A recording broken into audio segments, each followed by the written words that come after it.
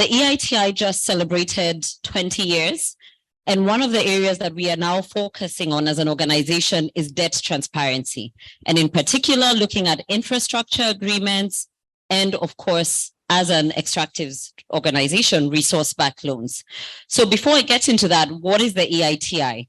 So we're the global benchmark for transparency in oil, gas, and mining. We have 57 implementing countries, of which 27 are in Africa.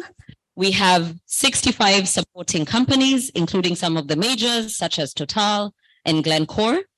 And all of the data that is collected through our reporting countries is in open data format. So what that means is that if you go to the website, you can download an Excel doc showing you revenues, showing you taxes collected by government, showing you statistics on employment. And what is the EITI? So it's a multi-stakeholder platform that brings together governments, civil society, and companies, as well as investors. And through how we convene them in these multi-stakeholder groups, they are able to have discourse, work through issues at a national level. And really the purpose is to ensure that extractive industries are for the benefit of citizens and are not as exploitative as they have been previously. So the EITI standard works in two ways. We have what we call requirements for countries. So what that means is that countries have to adhere to certain things. And then for companies, we have what we call expectations. That is what they are supposed to do. What is the type of information that they should disclose in their reports. So now looking at resource-backed loans, how the EITI supports transparency of these loan agreements.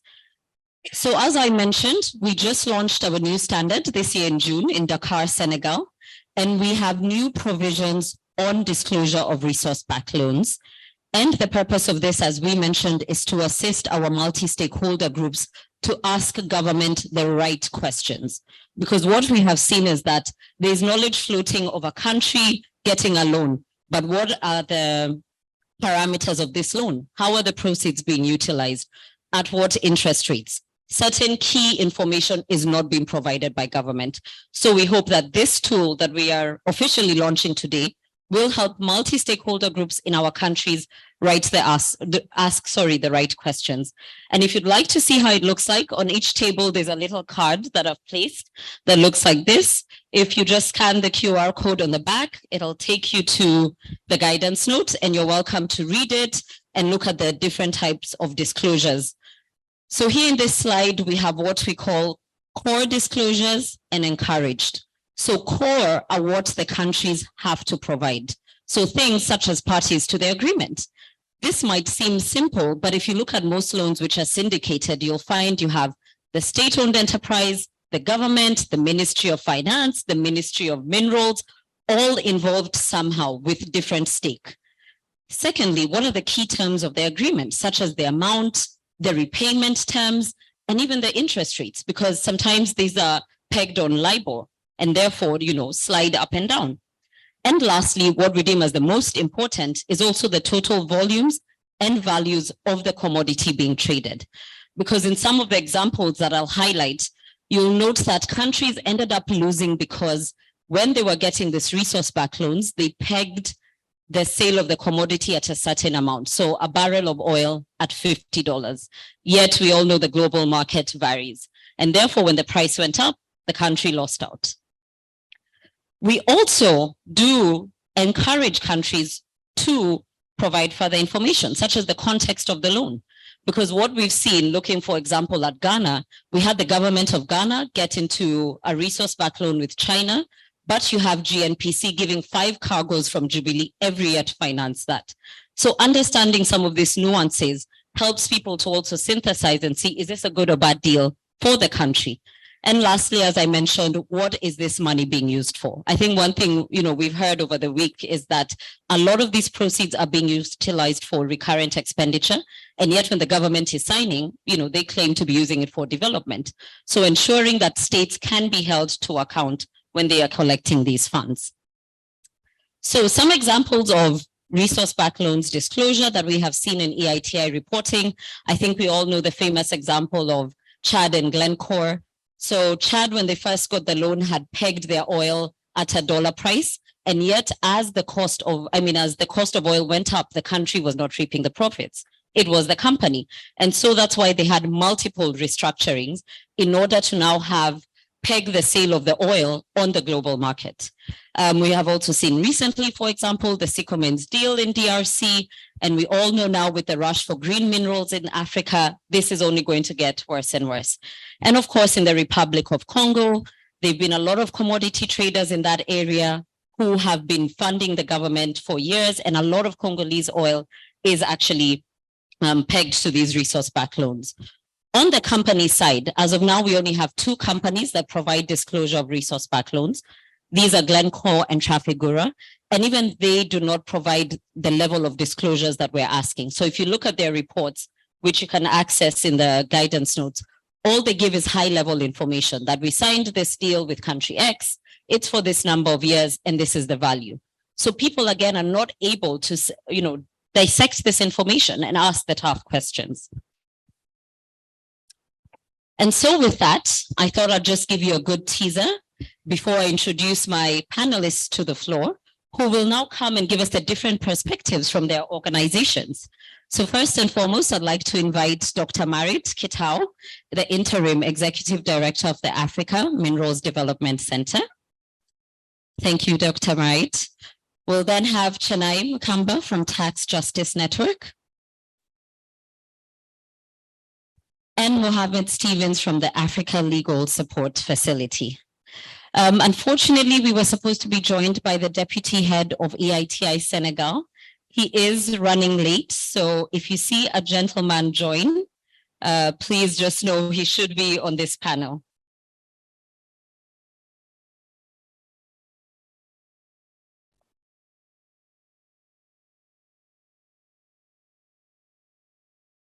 Sorry, I think we need another mic. Excuse me, we need another microphone here.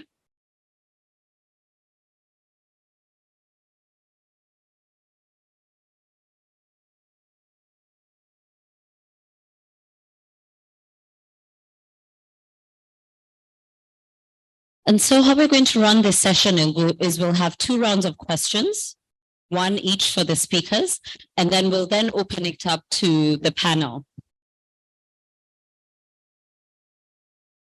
Sorry, Fatima, the light is blinding us a little bit. Oh, But yeah. Yes, please. We don't need the projector now. Yeah. Thank you. Thanks, Crystal. Thank you, Crystal. And the first question goes to Dr. Marit. So as I mentioned, the energy transition is breathing new life into mining in Africa, with governments who are eager to cash in. I mean, we've seen, the likes of Zambia and the DRC now even forming cooperation agreements. So, however, governments are still reeling from the effects of COVID-19, and they are cash strapped, which means that they are turning to lenders of last resort who tend to be unscrupulous to finance some of these projects. So what are the AMDC's thoughts on this phenomenon? Thank you very much, Fatima, and thank you for inviting me to this very important and crucial theme of resource-backed loans. As you mentioned, energy transition has provided Africa opportunities because, as you know, this energy transition requires minerals, not only for batteries for electric vehicles, but also for solar panel, for wind turbines. People don't realize that how much mining this requires. It would require, for instance, 600 times there's the demand for lithium, cobalt, graphite, manganese, and nickel. These are the core, what we call strategic minerals. It requires 600 times more than we currently have. And by 2030, it could be even more because all these demands for battery electric vehicles, for solar panels, etc., increases. So that gives a big opportunity for African countries to bring this to sustainable development and also provide financing, since we're talking about financing here. So We are positioning ourselves as African. What the thoughts on AMDC on this is that we need to leverage this opportunity for good, for financing, since we are talking about the finance part. And as you mentioned, Africa is cash strapped, not because of COVID only, but in general. And that's why we keep being indebted. But our aim is to really increase the pie, domestic resource mobilization, instead of getting in debt, etc. for this one. So to do that, the AMDC has, and the African Minerals, the AMV, Africa Mining Vision, has a view that is very holistic. Of course, it talks about the revenue aspect. And for that part, we really feel that, we need to expand the pie of the revenue. As you know, we've been talking about this the last 2 days. Illicit financial flows from this is huge, 89 billion. So when we look into it, how do we retain this? How do we prevent from this illicit financial flows? So we have some tools like the African Minerals Governance Framework, where it details, when we go to assessing countries, we see what are their policies, what are their regulatory frameworks, what do they do about illicit financial flows? Do they realize that? Do they disclose? So we have this kinds of information that we take from countries, and then we address it. Specifically for resource-backed loans, we actually don't have, I really looked into the African Minerals Governance Framework. So on the debt side, we don't have, but we get asked a lot by countries, how are they affecting? But it doesn't come, as you know, loans and debts are on the other side, whether they're resource-backed or not, they don't come. So when I was invited to this panel, I jumped into it because we really need to think through this, and I'm happy that you have the guidance, and we look forward to working more with EITI on this particular. Thank you. Thank you, Dr. Marit. And you have made a valid point on there needs to be a confluence between looking at the finance aspect and resources, not looking at them in silos, as you've said. And I'm glad that the AMDC will now be looking into this in order to bring everything together. Thank you. Moving on to Chennai, Dr. Marit touched on DRM. And I think we can all agree that resource-backed loans do pose a major risk for domestic revenue mobilization. But we also have to acknowledge that some countries do not have any other options to raise funds in order to go ahead with these projects. So given your perspectives please do give us rather your perspectives on the opportunities and risks for resource-backed loans, particularly within the context of domestic revenue mobilization. Thank you. Thanks, Fatma. Also, thank you for the invitation, I think, to speak on the panel. So in terms of our perspective on resource-backed loans, we have a very sort of cautious approach towards them. But like you've mentioned, for many countries, it ends up being, often the only sort of way in which they can raise resources, right? And so whilst we have this approach, we do recognize that, there aren't many other options, particularly for countries that are in need of these finances. And so, like you mentioned, what I'll do is speak to some of the risks that come with resource-backed loans, but then also provide some of the opportunities. So I'll mention 3 risks, although there's quite a few, right? I think that can be touted whenever we're having this conversation about resource-backed loans. So the first is that weak resource governance structures can often jeopardize a loan, right? And so weak governance structures in Africa's resource-rich countries tend to jeopardize the effectiveness of these loans. So in research that's been done before, it actually shows that in many sub-Saharan African and Latin American countries, many of the countries that received resource-backed loans had themselves very low or failing natural resource governance indices, right? And so in a sense, the extent to which we don't have the requisite governance that's able to provide oversight from these loans jeopardizes the extent to which they're actually able to contribute meaningfully to domestic resource mobilization. The second risk that comes with resource-backed loans is that often the terms of these loans are hidden and opaque. And so what we then tend to see is quite a severe lack of transparency around these resource-backed loans. There's only a single case where we can actually see the main contract document being made public with the key contractual terms being made available. But very seldomly do we see these being made available to the public. And it's really important that these agreements are made public to ensure that there is scrutiny. And the extent to which they are hidden and opaque makes it a severe risk as far as they're able to contribute to meaningful resource mobilization for African countries. The third risk, as far as resource-backed loans is concerned, is that the market for these loans is not competitive, and often they're negotiated outside government procurement processes. There are very few entities that offer resource-backed loans, with the main lenders often being of two types, specifically Chinese policy banks, the CDB and the Exim Bank. And then to a much lesser extent, we've seen them being offered by commercial commodity trading companies. And so as a result, because of the lack of competitiveness, what it means is that it's very possible that many of these countries that are getting these loans aren't getting the best value for money. And so these are a few risks that come and can be associated with risk-backed loans.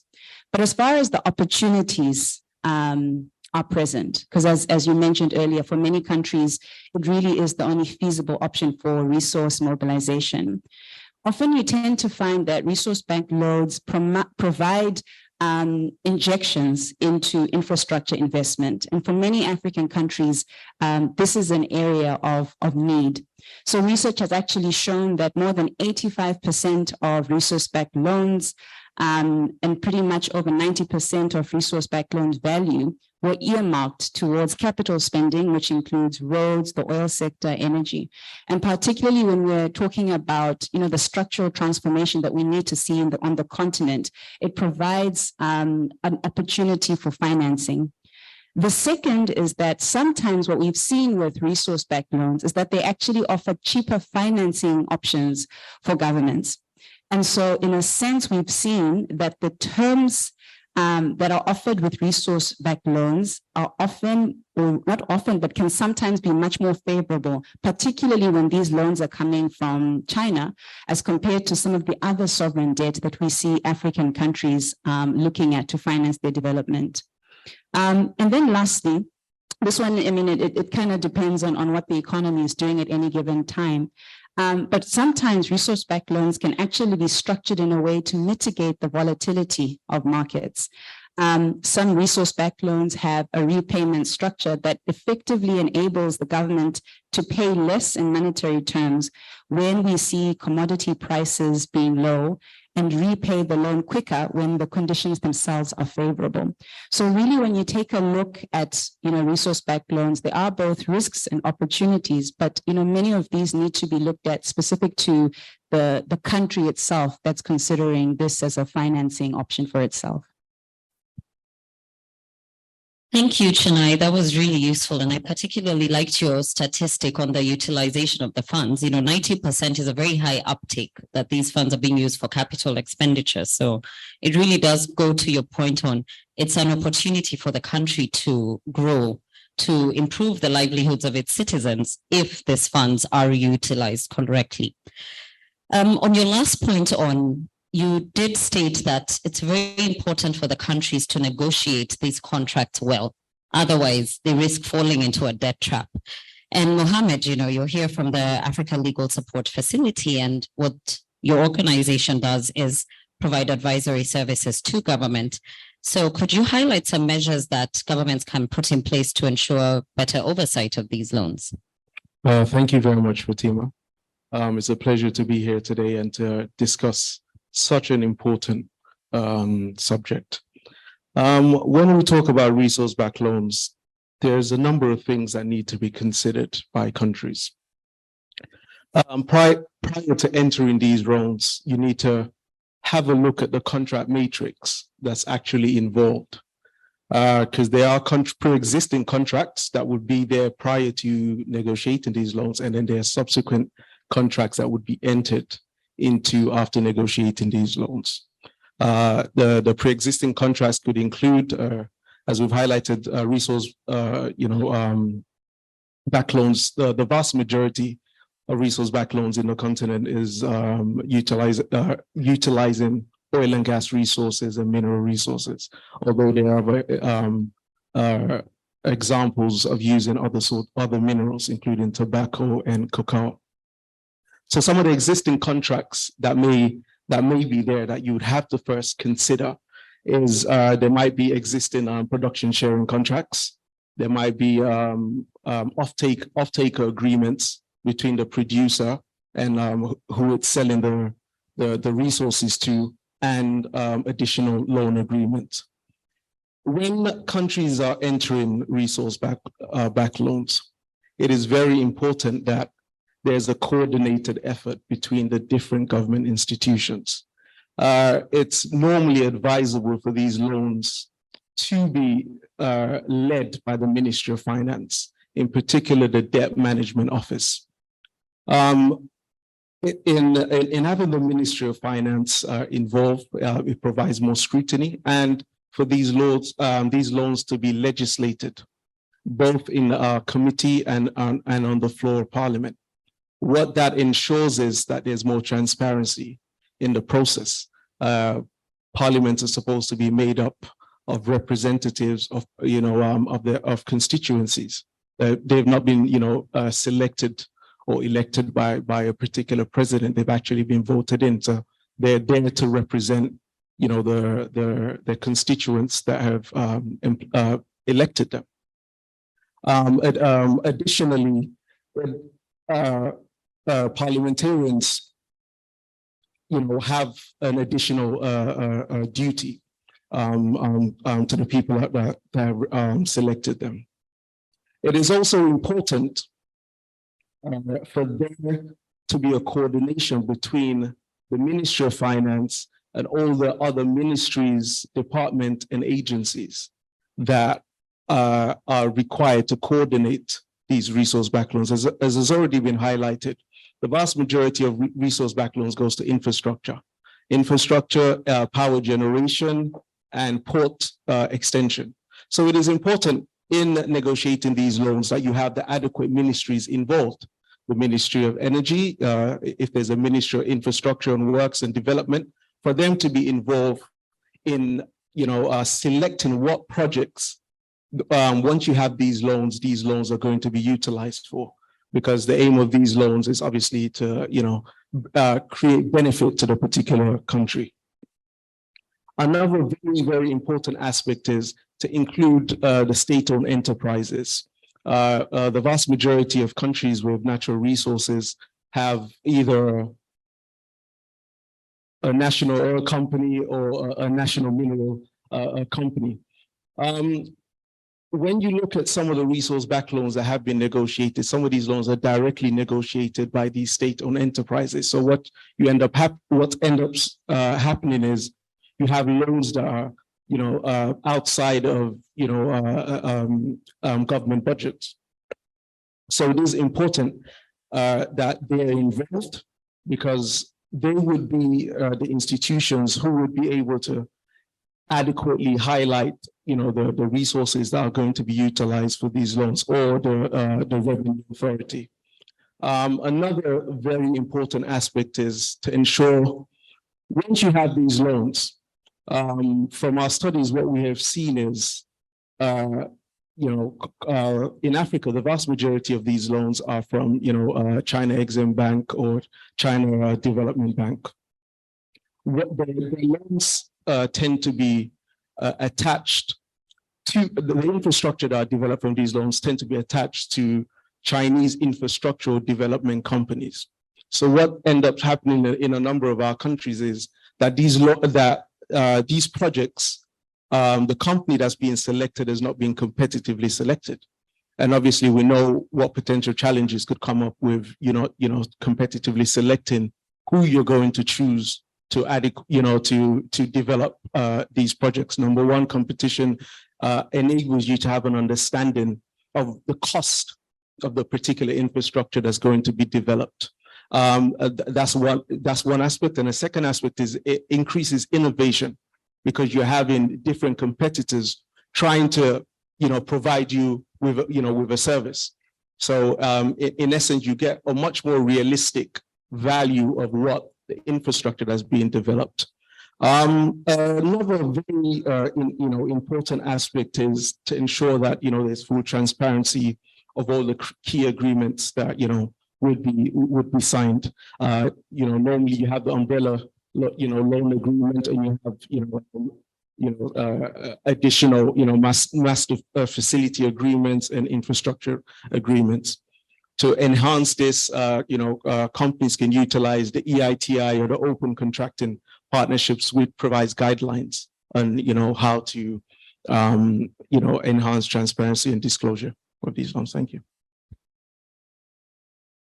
Thank you, Mohammed, for taking us through how these loans are actually, I would say, negotiated, looking at the different facets of governments who need to be involved and why they do need to be involved. I think, we've all seen the example in Sri Lanka where they almost lost their port. So, you did bring out that good point that there needs to be coordination with government agencies so that they all know what's on the table and the risks that they're exposing themselves to. We'll bring this discussion back home to Dakar, and I'm glad we now have the Deputy Head of EITI Senegal. Hi, Barada, welcome, Pai. Thank you, Fatma, and I apologize for being late because of the traffic. We're glad you're here, we understand, thank you. We'd like your perspective on the Sangomar oil project, which I understand is estimated to cost $5 billion. And the government of Senegal has an 18% equity stake in this deal, which is being guaranteed by Petrosen. And from what we have read in the public domain is that it is Petrosen's oil sales shares that will be used to compensate for this 18% equity interest rate. So from your perspective as a member of EITI Senegal, why do you feel it's important that the public should know finer details of such agreements and why there should be more transparency surrounding them? Thank you.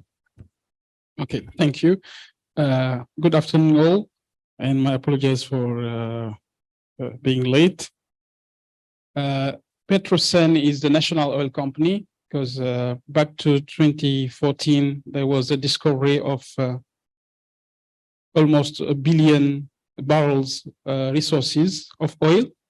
And also there was the next year, another discovery of gas, which we're sharing with Mauritania. And we were lucky because at the end of 2016, also there was like discovery of gas on Senegalese coast, and this one belonged to Senegal alone. But beginning back to Sangomar project with this oil project, which will be operated by Woodside Energy, an Australian company, and our national oil company called Petrosen.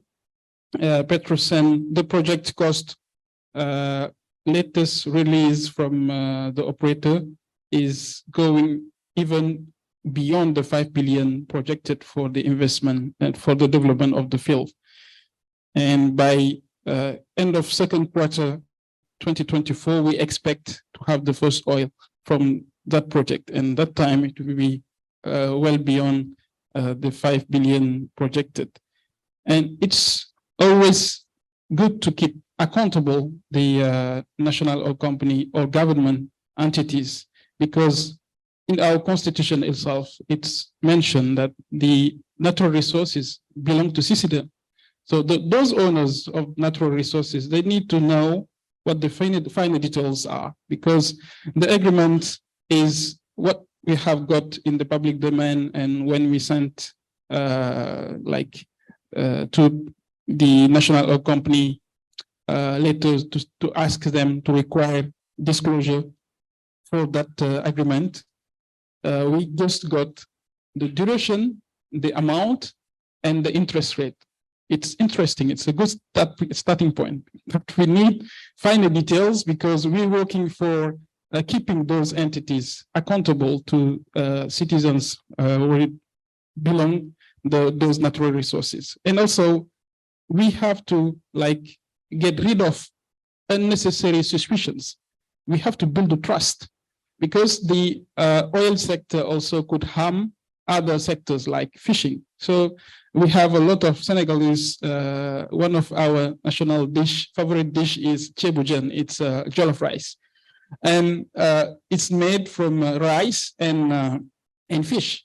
So this is like, people are worried. Are we going to like lost this patrimony for the coming years? So it's something we have to discuss. We have to see if they will have environmental impacts on those fishing communities, because it's like 70 keys from the coast at Sangomar project.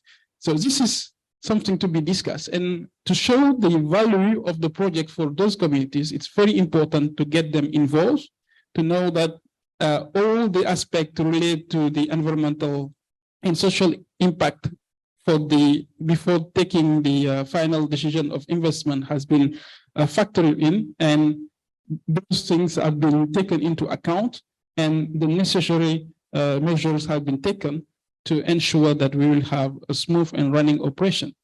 And the other thing is also about people are waiting to have like revenues, which will be maybe in the next Qatar or Saudi Arabia.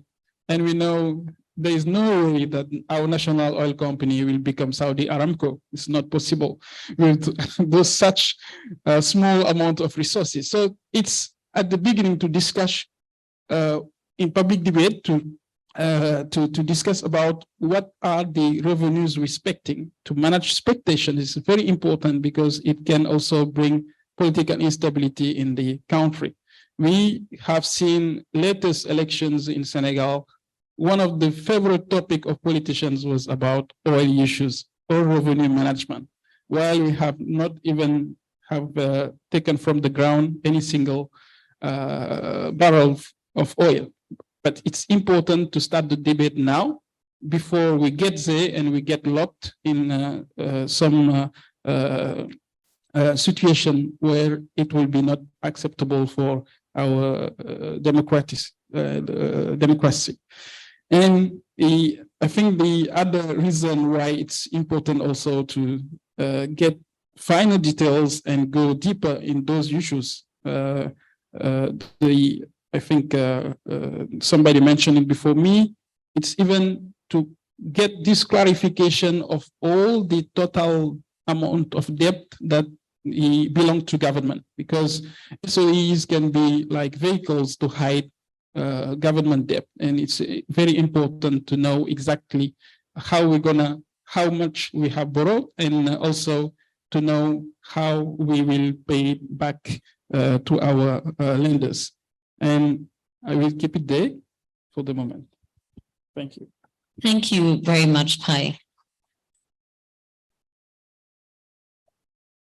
You know, it's very important, as you mentioned, to humanize as well these projects, that there are impacts, both positive and negative. And it's very important for those affected to understand. It's important to manage their expectations, because that's also a way for government to build trust. And that ensures that everyone is aware of how they will benefit and to what level, especially when these resources have been mortgaged from the onset. And just building on that, Chennai, I would like to ask you, we all know Tax Justice Network, one of the things you do is advocacy. So could you speak to some of the work you're doing with policymakers, and specifically members of parliament and civil society organizations, to address issues of accountability, which are a key factor for resource-backed loans?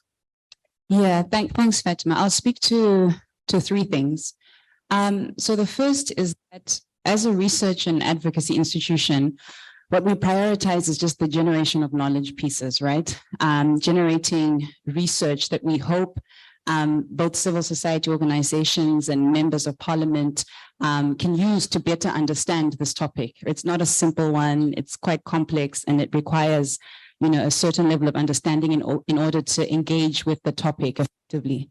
So that's the first thing we do. And even under this particular area of work, one of the things as TJNA we are doing currently is developing a toolkit particularly for members of parliament. And this is because often members of parliament have so many different things on their plates, and also very rarely are they experts on some of the topics they need to take very important decisions on. And so as an institution, what we've tried to do is that in specific areas of work that we think are crucial, is develop almost pocketbook type pieces of documentation that they can refer to. The second thing that we do is that, once we have these knowledge pieces, is that we then use them as tools of advocacy. So as TGNA, we have a platform called the African Parliamentary Network on Illicit Financial Flows and Tax. It's a bit of a mouthful, so we call it APNIFT. And Kamisile over there, if she can raise her hand, is the chairperson of this platform. And what we do is we have a database of about 500 members of parliament from across the continent.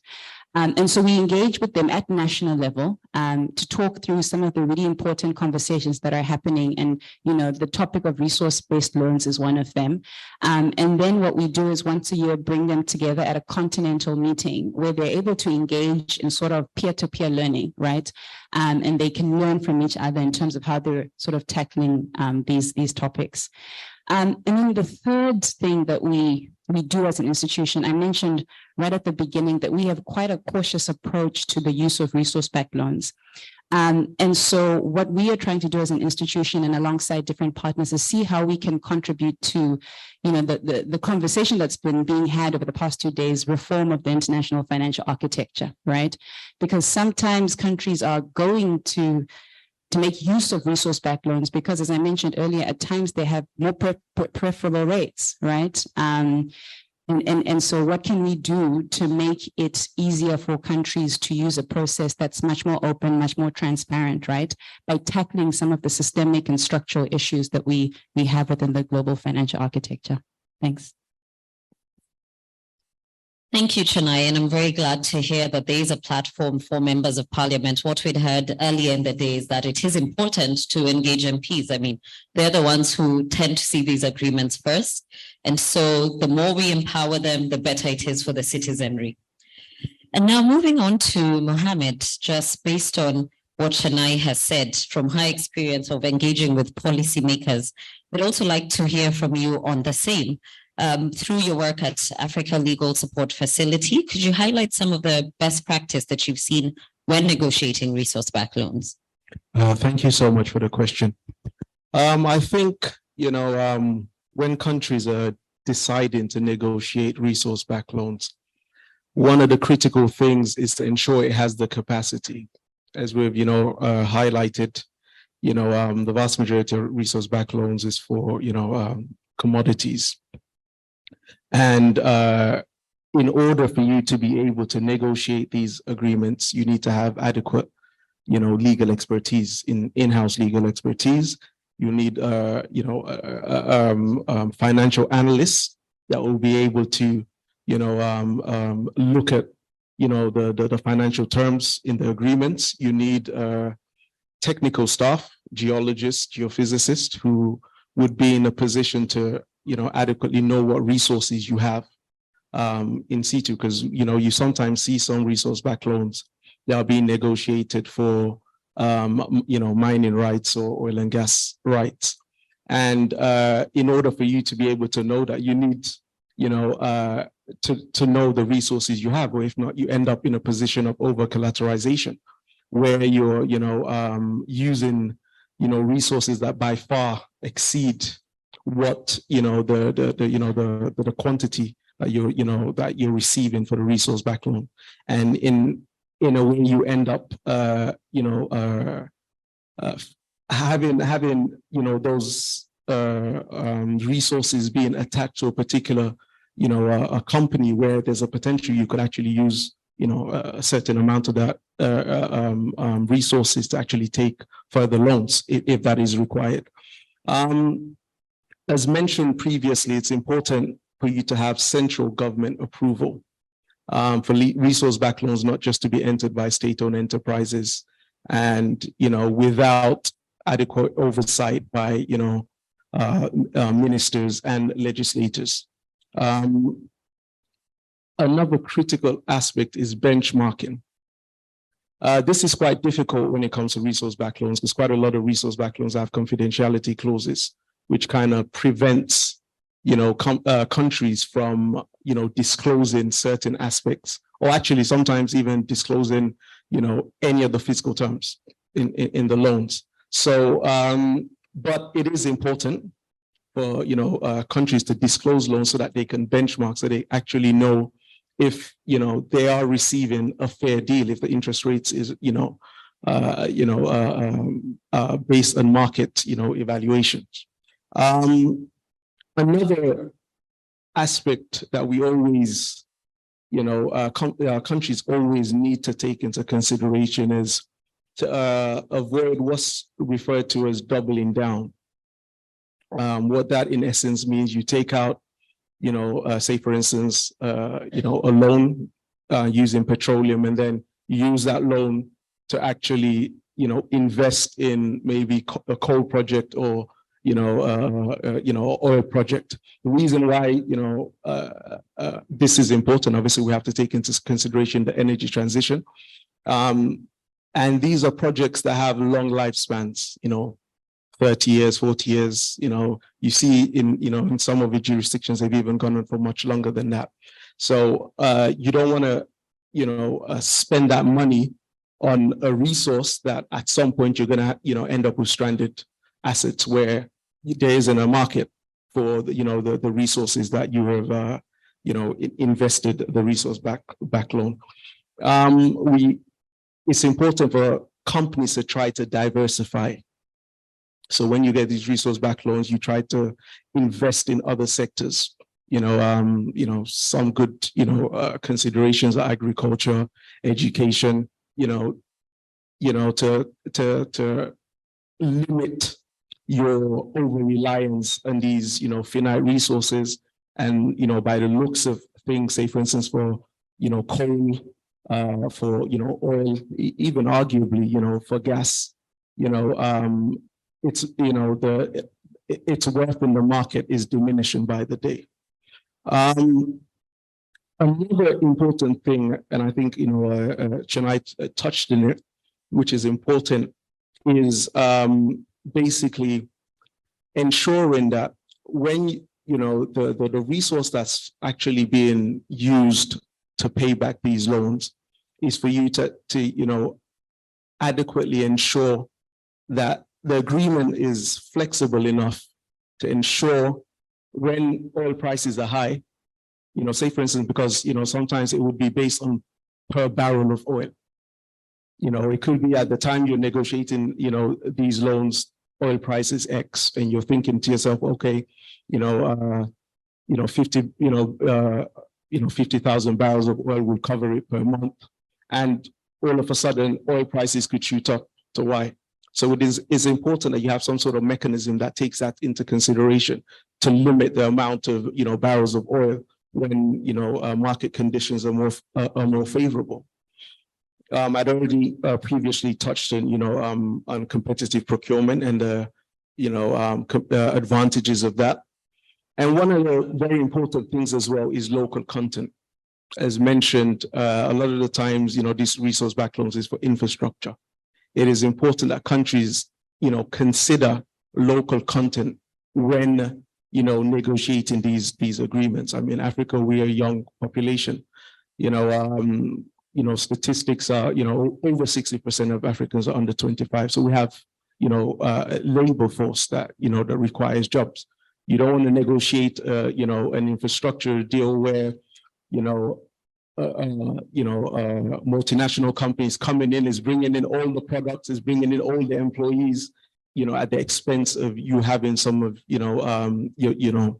the local populace actually being involved. So those are just some of the key considerations. Thank you. Thank you, Mohammed, for bringing out the salient points in understanding why it's so important to know what these funds are being utilized for. I mean, you've touched on agriculture, for example. I think we've all seen food security is so pertinent, especially on the African continent, as we get hammered and battered by climate change. And then, of course, as you've said, on local content, you know, we see a lot of migration happening from the continent due to lack of jobs. So some of these, you know, instruments such as resource-backed loans can address some of these societal issues, again, if they are put to good use. And moving over to you, Dr. Marit, looking at it now from a mining lens, we know the Africa Mining Vision is a roadmap for ensuring a well-structured and properly managed African mining sector. And I do understand that it does touch on debt transparency. Could you please elaborate on this further and highlight the links to AMDC's future work in this area? Thank you very much. I do appreciate the very high-level conversation we are having here. I like what the EITI Senegal was saying about expectations, managing expectations, and making sure that we see it from a very big lens. And I also appreciated that we talked about the weak governance structure that Chennai was talking about, and I'm happy to hear that, you know, they use the resource-backed loans for 85% for capital spending, which is a good number. So from the AMDC perspective, as you mentioned, we see the revenue as one pillar. Of course, it's one of the important ones. And how do we really put it in the framework of our? I mentioned the Africa Minerals Governance Framework that we have. So it's a very detailed framework based on, you know, if you go, it's throughout the whole value chain, but if you go on the revenue side, it asks questions about the governance structure. It's not direct, but it gives you there provisions for Parliament to have a say on this. What kind of fiscal regime are you using? Is it taxation? What kind of? It's a subtle enough. It's not direct saying, are you a democratic or is it your governance? It's very subtle. So when you answer these questions, you can see it's very detailed. You can see where the government is on these issues. So what we provide is three things after we do the assessment. We are doing we go by region. We're starting starting with Morocco, and we are doing with the DRC, we're doing with Ghana, Gabon, and Zambia. So the assessments are ongoing. And it will also enable us the peer learning and benchmarking as well. It's actually, we're trying to have a baseline for this.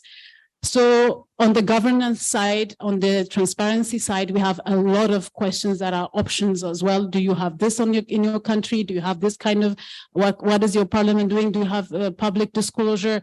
Very, very specific questions, and you can tease out because it's not the yes or no questions, but there are, and then we give you, you're provided with green, yellow, or red.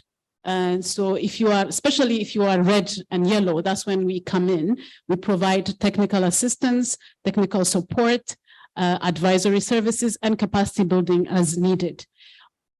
Specifically on debt transparency, actually there is none. It's because, actually, and I was happy to hear from both here, that because we work in silos in many countries.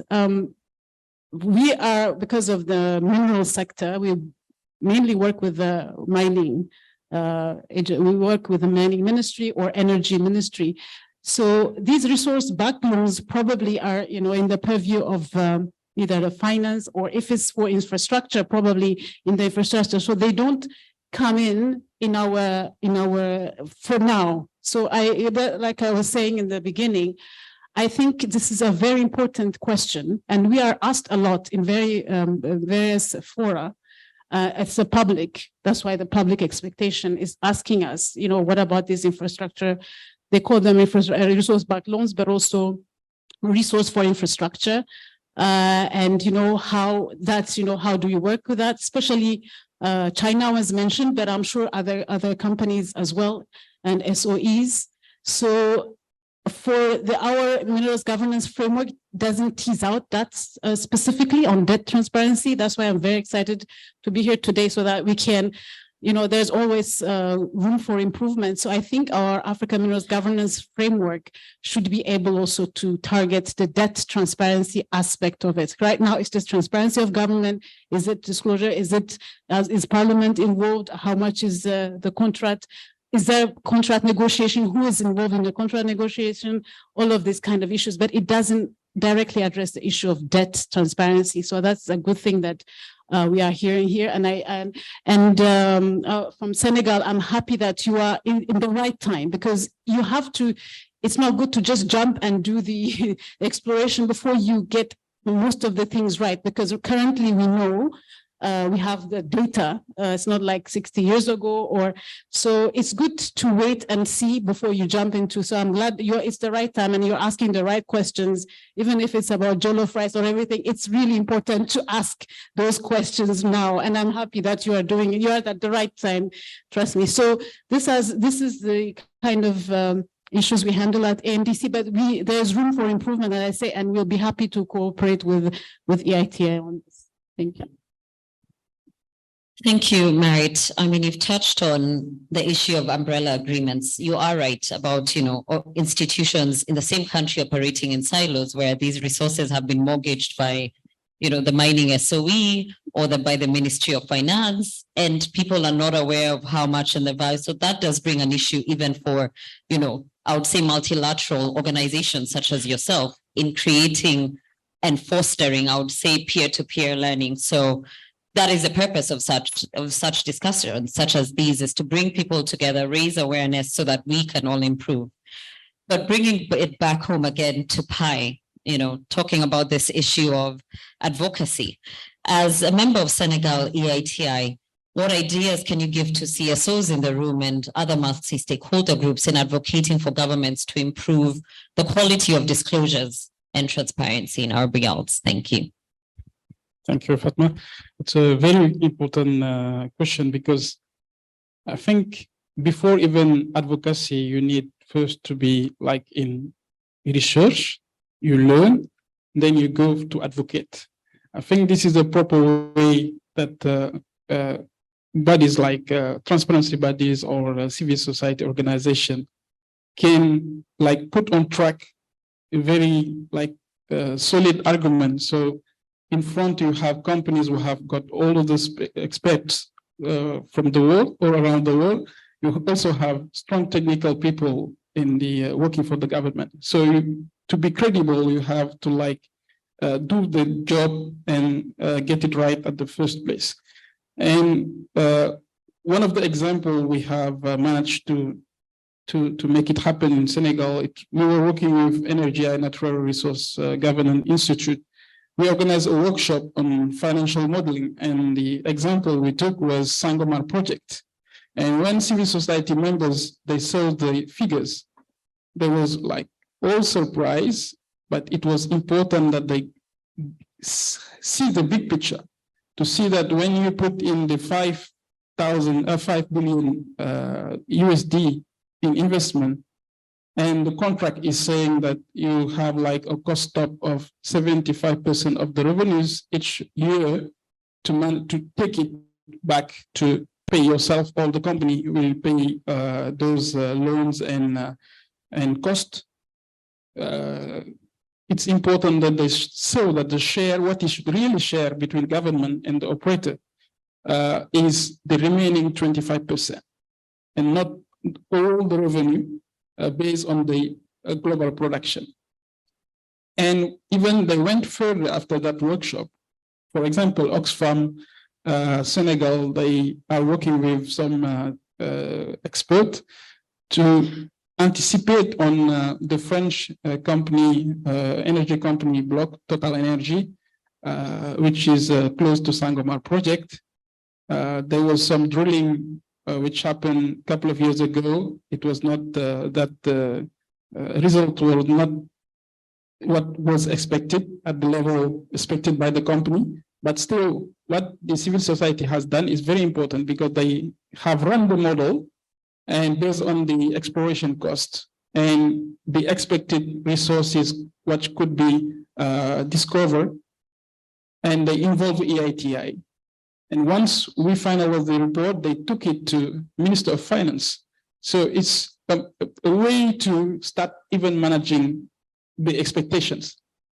And once you know exactly what project can give as revenues and also can generate like local content, what we can expect in terms of local content. So it will bring all of us on the same page and we'll start building that trust I was mentioning earlier before. And we can even go smoothly into operations, because what's the misunderstanding and sometimes misuse or misconceptions have really impact on the difficulty we have to build trust in some early producers, and it will end up to be like having political crisis or even social crisis around among the communities living around. So financial modeling, I think, is one of the key aspects for civil societies and transparent bodies to go through and run the figures. There was a report which was called Running the Numbers, and it shows, I think it was made by Oxfam International a couple of years ago, and it shows how it's important to run those figures and to try to manage expectation, but also to put on table when you're discussing with government and people who have technical expertise, the facts that shows what you're trying to achieve in terms of why we need to do such way and not the other way. So it's always important to start by the research, continue by learning, and then I think the advocacy will come. Thank you, Pai. You're very right that it's always best to have fact-based discussions. And the only way that can happen is by using tools such as financial modeling, which show the true cost of some of these deals, you know, for the public and for the country. And that way people can have an honest discourse. With that said, we'll now open up to the floor if there are any questions. You have microphones on your table, so please just pull one close to you and press. I see we have one question there. I'd like to take three at first. Are there any other questions? Okay, we can start there. Please proceed. Thank you so much, Madam Moderator. And then also thank your panel for the wonderful deliberations. Probably I'd like to start with Dr. Margaret from AMDC and say, based on my knowledge, I think AMD was conceived in 2009 with the sole mandate for African states to respond to this paradox of having great minerals at the same time, the level of poverty being high. So I'm not sure if at the moment we'll be in a position to share with us the uptake of the said documents, how many countries have aligned their domestic mineral frameworks with African Mining Vision. And then also probably my second question will be, you state that you provide technical assistance to the states, and at the same time there will be a rush for critical minerals, as you call them, as we transit this energy transition. How do you prepare the African member states for that? What do you call it? What can you call it? That rush or pandemic, whatever you might call it. I note some stakeholders have been mentioned in this negotiations to mortgage minerals, but it's unfortunate that the citizens, they are not coming in the forefront. Of course, I hear about the parliamentarians, SOEs, Minister of Finance or whoever, but my concern would be the citizens. Where are they during these negotiations? Because my understanding will be the extractive sector should be a tripartite arrangement, and these three key stakeholders should be on the table. Of course, they will have varying expectations, of which I don't want to get into. And to Stephen, I think we are aware that, and we even said this yesterday, that we lack geological information in terms of, you will find that the Chinese, they know how much we have under our feet, as opposed to us. You don't know how much now. How do you then mortgage a mineral which you don't know how much we have under? Lastly, especially, I'm not too sure we're taken by Shania, in terms of tax. These resources which are mortgaged, are they taxable?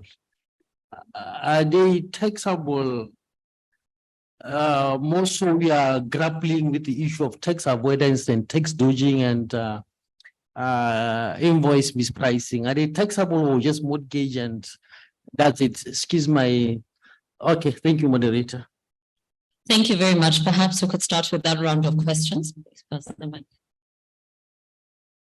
Okay, thank you very much for these questions, very pertinent ones. Have there been any uptake of the AMV since 2009? That's a very good question. It hasn't been a linear one. As you, if you know a little bit about the Africa Mining Vision, which I suspect you do, it's a whole value chain.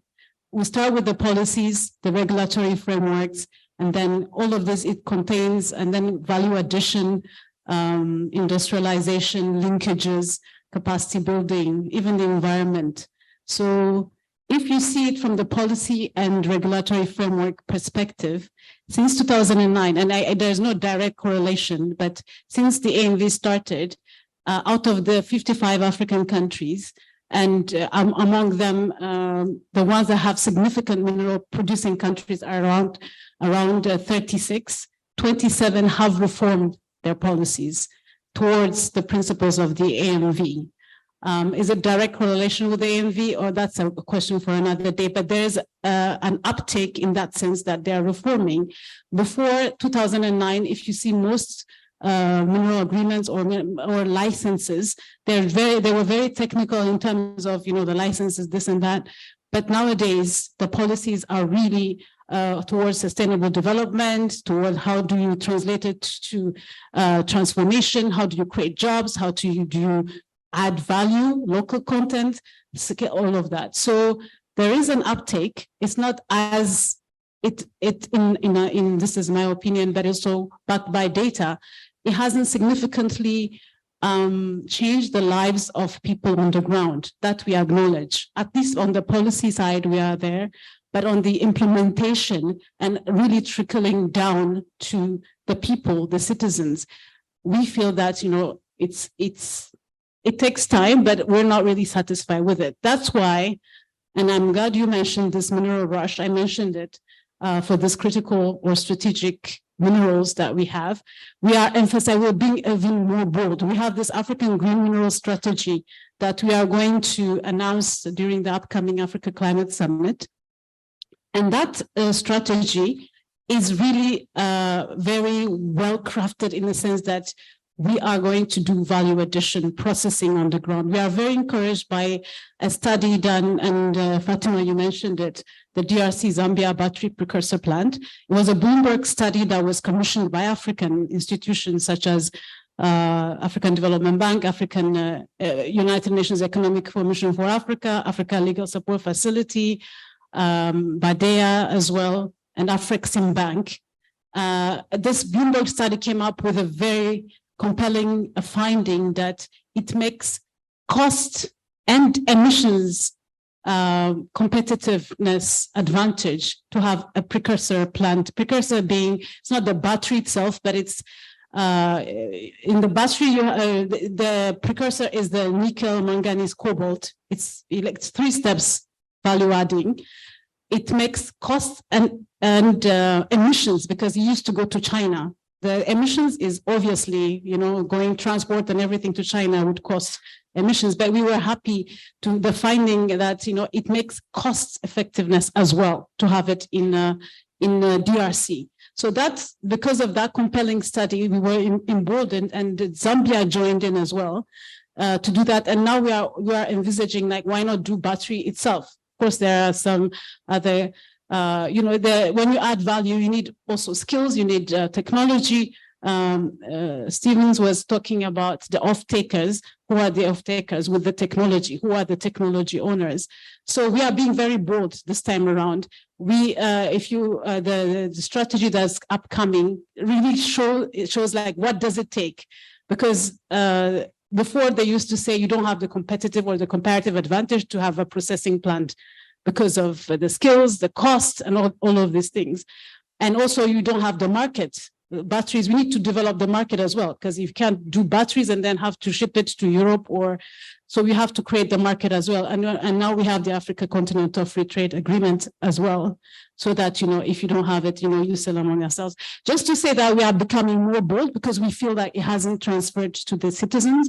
So this time around, we have very, very elaborate strategy that we are doing it. The pre-feasibility study for the DRC Zambia battery is being done currently, funded by Afrexim Bank. And then, it's really practical. And then it will create jobs, it will create transfer skills. There's a advanced center of excellence on batteries that is being set up in Lubumbashi. So we are trying to be very concrete. And from then, we learn more and then we accumulate, and then that's how we feel like it's going to go to the citizens. The fact that we are also trying to do the tripartite, as you mentioned, not only government, but civil society and the private sector, which is one of the, especially if you talk about this kind of technology and all that, you need the private sector. So we do work with private sector as well and with civil society. That's why I'm very happy to be here. It's always good to be with civil society. And then they're the ones also we expect to push some of the agenda. We look at it from a holistic way. We look at it from the environmental side, social, women, and all that. And we believe that civil society is our biggest advocacy partner. And we have at AMDC, we have a database of civil society that we invite. But I think we're trying to streamline. There's so many good ones that we don't know how to go about it, and we're discussing with our core members here that how we engage civil society, because we feel that we need to engage, but maybe an umbrella, or for private sector we have they have put themselves like we can address them, the ACMA, the mineral associations but with civil society we're struggling how to engage all of them. So, but we're coming to some kind of we're trying to do that. So, just to encourage you that we are doing that currently. Thank you. Thank you, Dr. Marit. Yeah, please proceed, Shanae. Yeah, sure. I think maybe just quickly to reiterate, Dr. Marit, we appreciate and I think acknowledge the efforts that the AMDC and other AU departments are making in order to engage civil society, right? And I think even being here is testament to that. I think in response to the question, so essentially resource-backed loans are an alternative source of financing for governments, right? So essentially what they are is governments accessing finance now in exchange for, the future income streams that's going to come from their natural resources. So it is in a sense different from tax, in that tax is a financing option, but this is a loan in a sense, right? Which is essentially providing governments an alternative for them to finance whatever developmental objective they're trying to achieve. And more often, the resources coming from these loans are going to infrastructure. I hope I've answered your question. Thank you, Chennai. There's one more for Mohammed on these resources are being mortgaged, but how is the price determined? I think his question as well was to do with the aspect of mortgaging resources where you don't even know the resources that you have in terms of the reserves. First of all, the vast majority of resource-backed loans are, the banks being involved in these resource-backed loans are going into countries that already have proven reserves or deposits, whether it's of minerals, of oil and gas, of tobacco or cacao. So the vast majority of them, there's already resources in place. But there are alternative. In some of the studies that we've done, we've seen that there are resource-backed loans being given for mining licenses as well. You know, it's a perfectly logical question. How can you, take a loan, without knowing exactly what you're given? And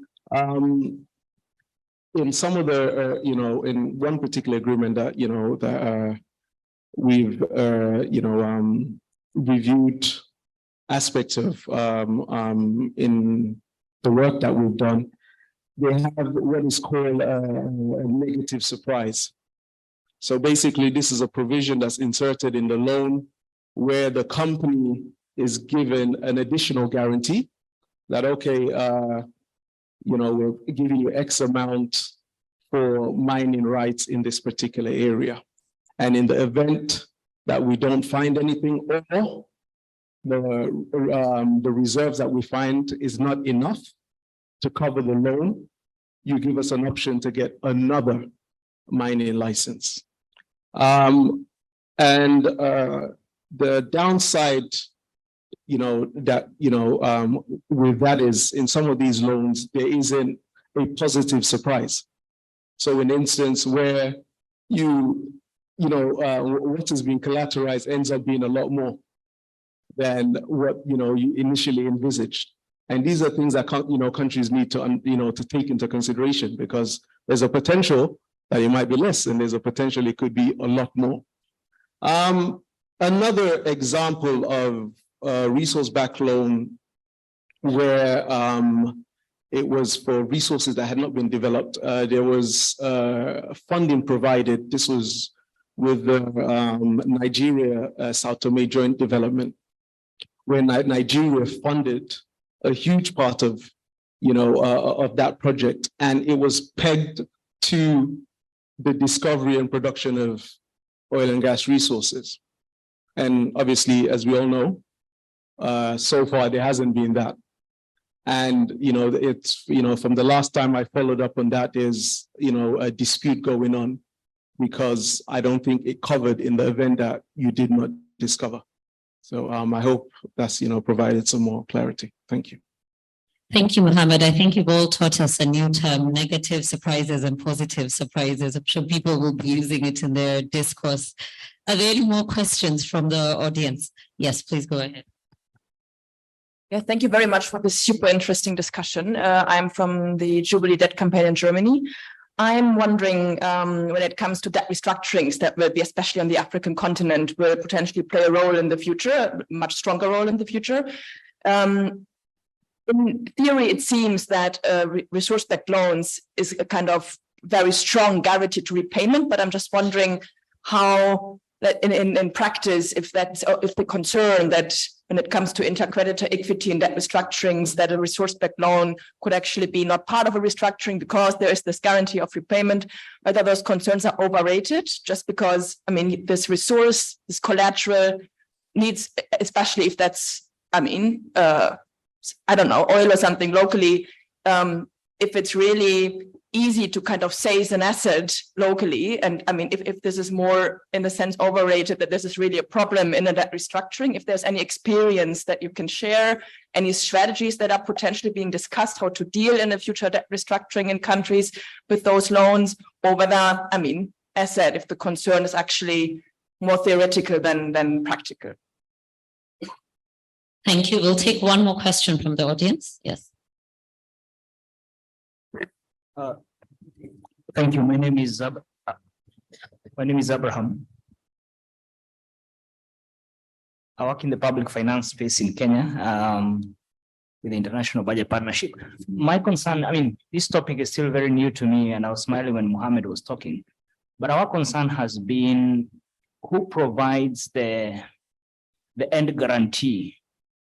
So in the event of a negative surprise, this all has to come back to the public coffer. Even if you started with the assumption there is no money within the public coffer, that's why you are guaranteeing that resource. And then I don't think in many places we have had a situation where that discussion is held. It's assumed the resources will be enough.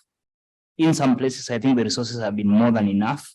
And that's a discussion for another time. But I'm more concerned from this public finance side, where everything has collapsed, and it has to come back to the public coffers. In that kind of a situation, have we had any example of that? I have not had a lot of discussion around that, and any of you could comment on that. Thanks.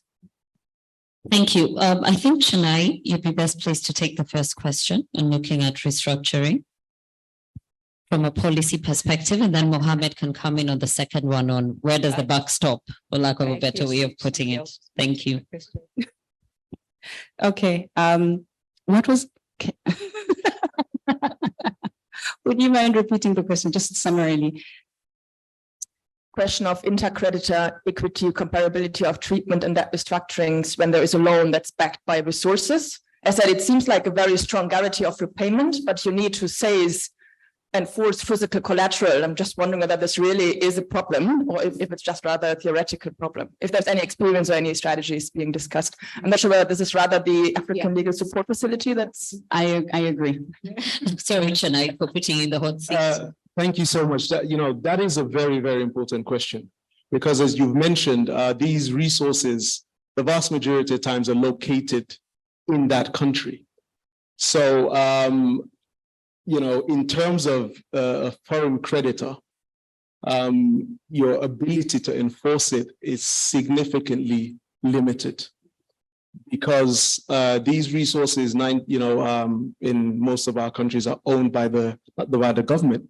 They're owned by the citizens of that particular country. So, it's, in terms of practicality of enforcing them, there's a lot of difficulties, because how do you go into a country and, seize a particular asset? As a company, it's not even going to be beneficial for your image. That you've actually gone into a country and you're seizing a particular asset. So in terms of enforcement, I mean, it's very difficult, in actually doing it, in executing it, in essence. A lot of the, I don't know if this more answers your question. A lot of resource-backed loans. One of the reasons, as part of my, initial presentation, or if you want to call it that, why I said it's important that the central government is involved and not just the state-owned enterprise, is because 9 times out of 10, the guarantor is the state. So this is why it is very, very important that these loans are not taken out in silo by, state-owned enterprise, because you have some countries, some of the state-owned enterprises are too big to fail, in essence, where the government, is compelled, to come in. But, some of the challenges with some of the resource-backed loans is obviously the confidentiality. So in terms of restructuring, that can be a problem, because these loans are actually even in the books, in essence. So, and a lot of the times they're, discovered at a much later stage, so, they definitely can cause an issue with restructuring. Thank you. Thank you, Mohammed. Are there any more questions from the audience? Yes, please go ahead. Madam Chair, I came a bit late, so maybe my question will be out of place. But available evidence shows that the Japanese are the founders of the model of resource-backed loans, and they worked deals with China, and China actually grew in the 1970s because of the resource-backed loans arrangement with the Japanese. My question to the colleagues would be, what did China do well, and how did they, if you have some idea, how did they transform their economy using the resource-backed loans from the Japanese? That's the first question. The second one is in Africa, more and more resource-backed loans are signed between military-based companies. Many companies, military-based companies, are mushrooming now in a number of countries, including those countries that are currently going through the wave of bills.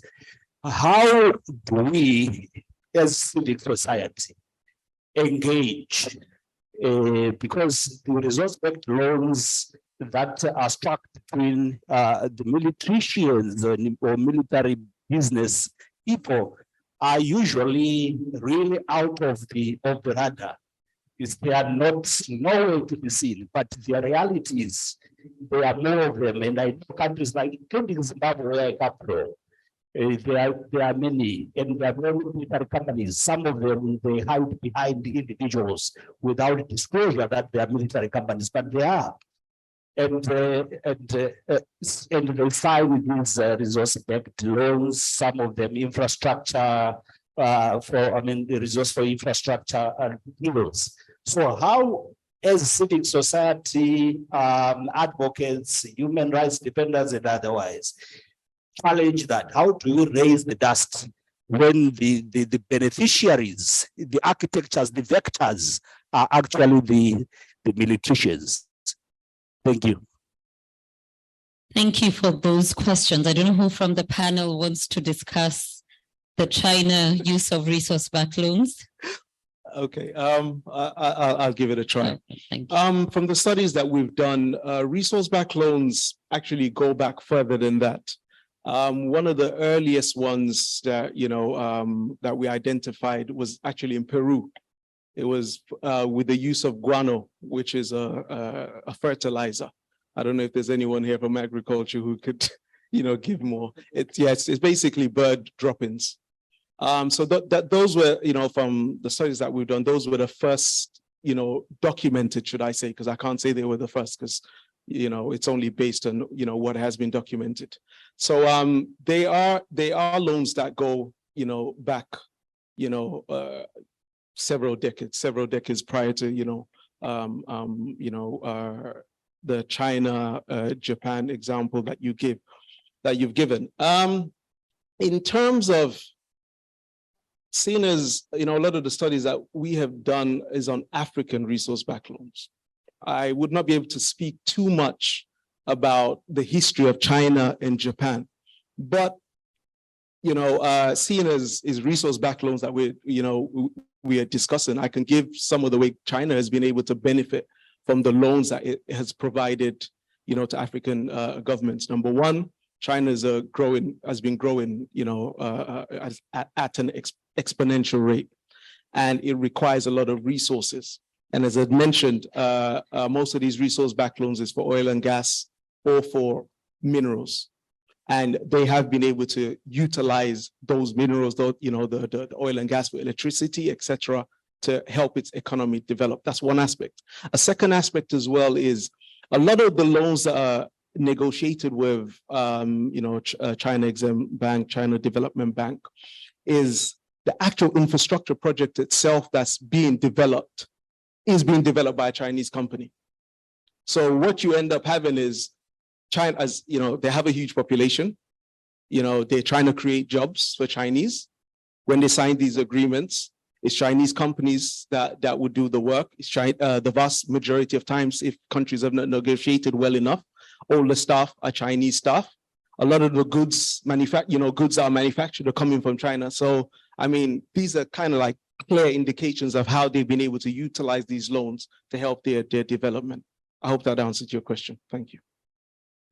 Thank you, Mohammed. And just on the point on what can CSOs do to enhance transparency is using different tools, for example, beneficial ownership. So I'll talk about the example in Colombia. So the EITI has a project with the IMF called Joining the Dots. And as part of the, I would say, deal for the junta there in Colombia when they were putting down their arms was understanding who are the holders of these mining licenses. So what has been happening in the country is that there is a register being created.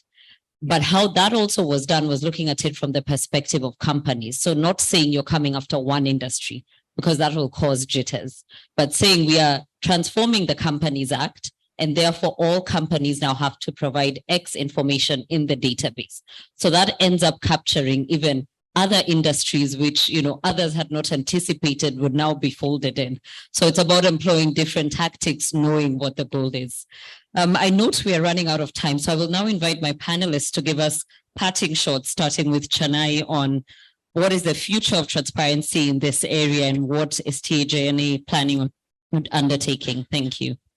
Yeah, I think just to echo, putting in place legislation that's able to show us who the true owner or who the person who's actually negotiating the contract is, I think is a really crucial piece as far as advocating for transparency is concerned. And I think, as I mentioned earlier, one of the risks that comes with resource-backed loans is that they tend to be quite opaque and quite hidden, right? And one of the ways to address that risk is by ensuring that there is much more light to it.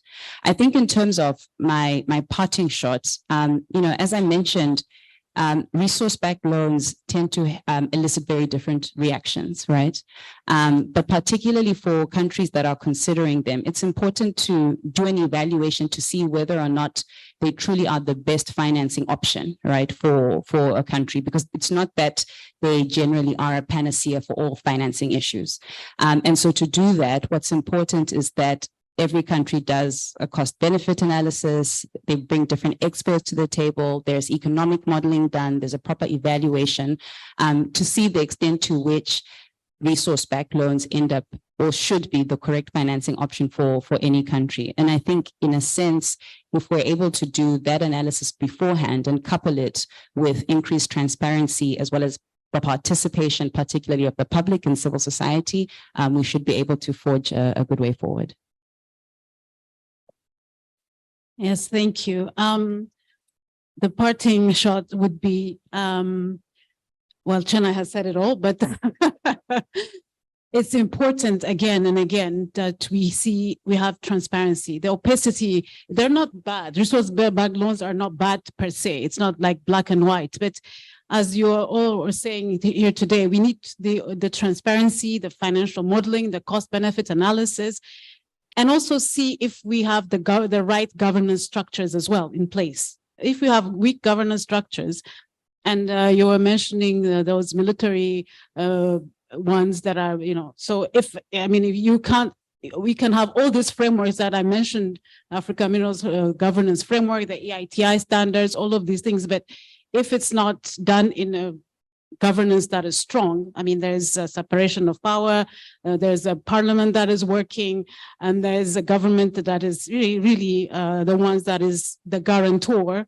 or the ones that is there, then of course, if you are, you know, doing it in a back deals, then it will not work. But they're not bad by themselves. We have the numbers that, you know, Chennai was giving, about 85% are done for capital expenditure, which is good. That means that some of them are working. You mentioned China, but there are some good examples in Africa as well. We tend to focus on the bad ones because that's also, you know, always the bad news makes the news.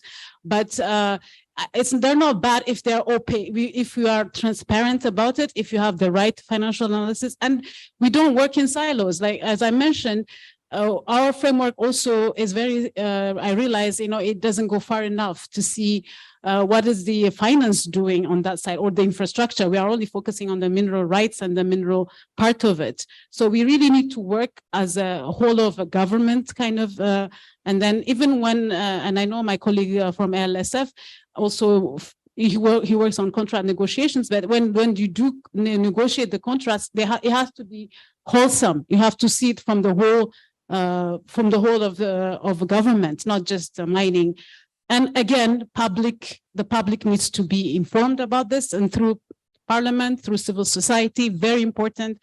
So all these levels, and but practically, because it seems that we are always talking theory, practically, that's what we need to go in the ground and see, are we ready to have these resource-backed loans? Are there all the mechanisms already in place?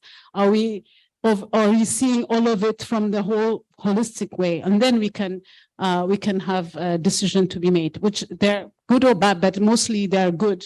85%, I'm impressed about this. So we need financing. Of course, it's one of financing, but I think if you have infrastructure also that you have at the end of the day, then they're not so bad. But cautious and cost benefit analysis and be empirical. Thank you.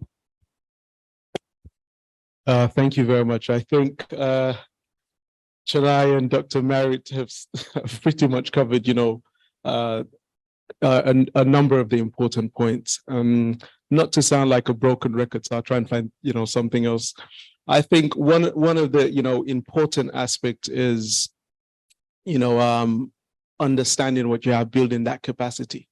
I think, that's one of the biggest challenges that we're having, in the number of our governments when we're negotiating these loans, is building domestic capacity. And in the absence of domestic capacity, being willing to go out and get, contractors, international institutions who can help you negotiate these loans if there's a need, or to help you build capacity. And, speaking along those lines, my institution that I work for, the African Legal Support Facility, we were developed to provide legal and capacity building assistance to regional member countries. And, we cover 5 areas: sovereign debt, PPP and infrastructure, energy, investment, and natural resources. So as an institution, the vast majority of, assistance that we provide is on a grant basis to regional member countries. I think utilization of organizations like ours can significantly help, countries, because as it appears, countries will continue to sign these agreements. So it's important to try and build their capacity, at least to ensure that they can get the best deal that they can from these agreements. Thank you. Thank you. I think they have said it all, but I will just add something. It's just about the negotiations itself are to be transparent and openly discuss. I know some people think that money does not like noise, but it's the time to make noise. It's when negotiations are happening. So it needs to be transparent, discuss openly with parliament, with civil society, because it engages generations and generations will be paying back those loans. So it's important that we are open, transparent, and government engage in that way. Thank you. Thank you very much to my able panelists and to the audience for being with us this afternoon, and we wish you a very good evening. Thank you.